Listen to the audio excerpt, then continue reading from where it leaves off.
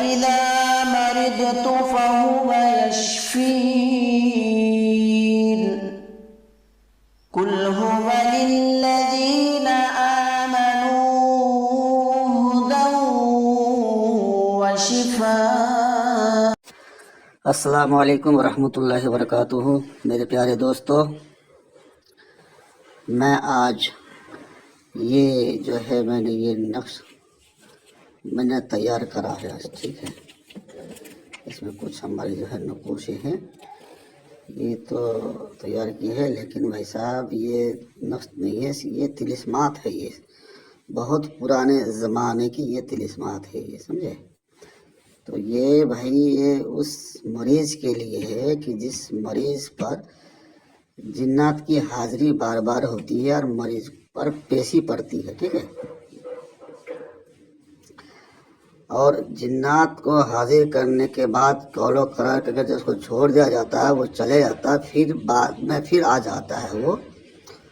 तो ऐसे मरीजों के लिए ये तिलिस्मात लिखा गया है, ये ठीक है। तो इसका पलीता बनाया जाएगा और पलीता बनाकर नीचे जो है यहाँ पर मरीज़ का नाम और उसकी माँ का नाम लिखा जाएगा, ठीक है।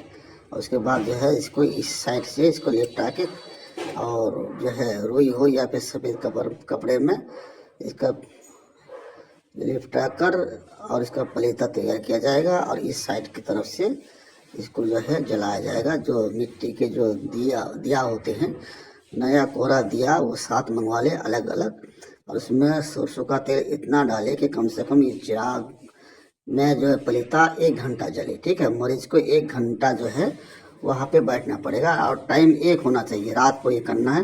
अगर पहले दिन मरीज़ रात 10 बजे अगर चिराग को जलाकर अगर बैठा है किबले की तरह मुँह करके, तो दूसरे दिन भी रात 10 ही बजे बैठेंगे, ठीक है, क्योंकि उसमें मुवक्किल हाजिर होते हैं उसमें, ठीक।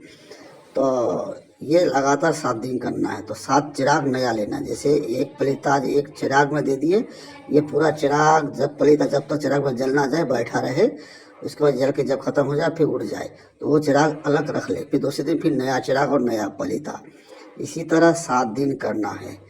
तो इसके जो ये तिलिस्मात है, तो इसके जो मुवक्किल होते हैं, ठीक है, तो इस पलीते के ज़रिए इस पलीता का मुवक्किल जो है उस मरीज़ के ऊपर जो भी खबीस जिन्नात हो, दिए हो या जो कुछ भी उसके अंदर असरात हो, उसको घेर कर पकड़ कर लाके उस मरीज़ के सर पर हाजिर करेगा और हाजिर होके जो है फिर उसको तकलीफ़ होगी, फिर वो शैतान इस पलीते में कैद होकर जो है वो जल जाएगा और मरीज़ को दिखाई भी देगा, मरीज़ देख सकते हैं।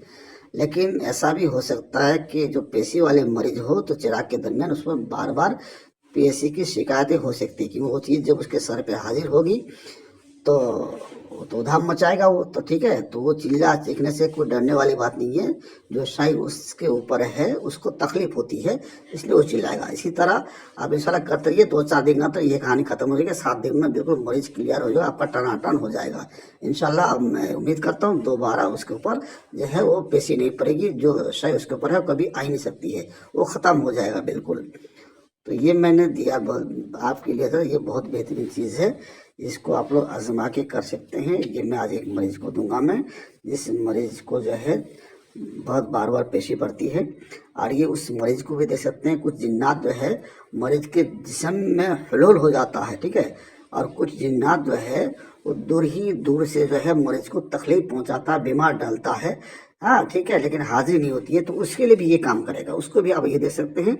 और बाकी और इसके अलावा जो इलाज होता है, तेल पानी वगैरह पढ़ के दीजिए, ठीक है, मलने वाले ताबीज़ दीजिए इंशाल्लाह ताला। पूरे 41 दिन का ये कोर्स कराइए इंशाल्लाह, अल्लाह ने चाहा तो हमेशा हमेशा के लिए ये जिन्नत के वसवसे से वो बिल्कुल उसको नजात मिल जाएगा और सेहत में तंदुरुस्ती बदलाव आएगा। अगर बंदिश लग गया हो तो बंदिश भी खुल जाएगा इंशाल्लाह। दोस्तों, आप मेरे तरफ से आप सबको इजाज़त है, ठीक है। बिलखुसूस उनके लिए जो मेरे वीडियोज़ को देखते हैं, लाइक शेयर कमेंट करते हैं, उन हजरत के लिए ज़रूर है, और मेरे लिए दुआ कीजिएगा इंशाल्लाह ताला। मैं इससे भी बेहतर से बेहतर आपके सामने मैं वीडियो ला सकता हूं और ला के हाजिर मतलब आपको, ताकि आप इससे फ़ायदा हासिल कर सके। और मेरे प्यारे दोस्तों, ऐसे वीडियोस पाने के लिए मेरे चैनल को सब्सक्राइब जरूर करके रखिएगा, ताकि आने वाले वीडियोस आप तक पहुंचते रहे। चलते हैं आप दूसरे वीडियो की तरफ। अस्सलाम वालेकुम व रहमतुल्लाहि व बरकातुहू।